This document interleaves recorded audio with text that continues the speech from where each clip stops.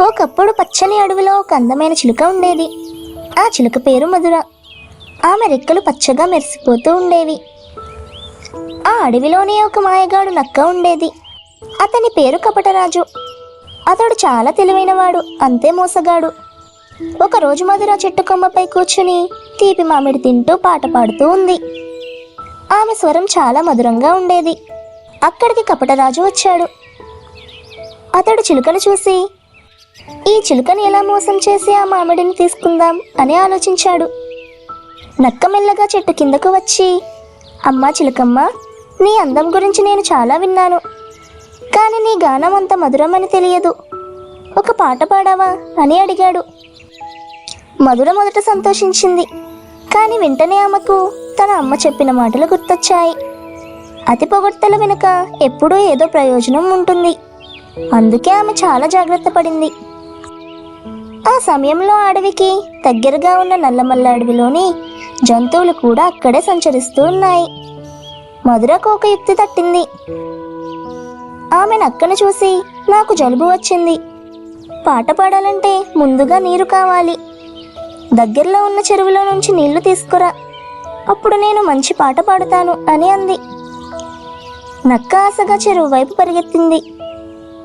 అక్కడికి వెళ్ళేసరికి చెరువు దగ్గర ఒక పెద్ద కుక్క కాపలా కాస్తూ ఉంది.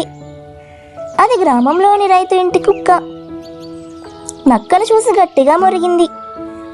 భయపడి నక్క తిరిగి పరిగెత్తింది. చెట్టు కిందకు వచ్చేసరికి మధుర అక్కడ లేదు. ఆమె మరో ఎత్తైన చెట్టుపైకి ఎగిరింది. అక్కడి నుండి నవ్వుతూ, నక్కయ్య, పొగడ్తలు చెప్పి మోసం చేయాలని చూస్తే ఇలాగే అవుతుంది, తెలివి ఒక్కరికే కాదు అంది. నక్క చాలా సిగ్గుపడింది. తన లోపం వల్లే ఇలా అయిందని గ్రహించింది. ఇకపై ఇలా మోసం చేయను అని తనలో తానే నిర్ణయించుకుంది.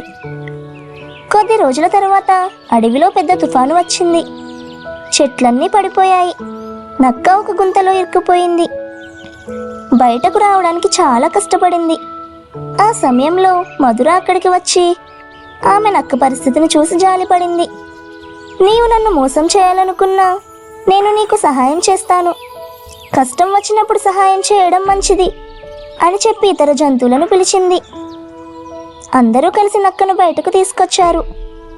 నక్క కృతజ్ఞతతో, నీవు నిజంగా మంచి మనసున్న దానివి, ఇకపై నేను ఎవరికీ హాని చేయను అని మాట ఇచ్చింది. ఆ రోజు నుండి అడవిలో నక్క మారిపోయింది. చిలుక తెలివి దయ వల్ల అడవిలో శాంతి నెలకొంది. ఈ కథలో నీతి ఏంటంటే, పొగడ్తలకు మోసపోవద్దు, తెలివిగా ఆలోచించాలి. అలాగే మనకు కీడు చేసిన వారికైనా అవసరమైనప్పుడు సహాయం చేయడం మహోన్నత గుణం.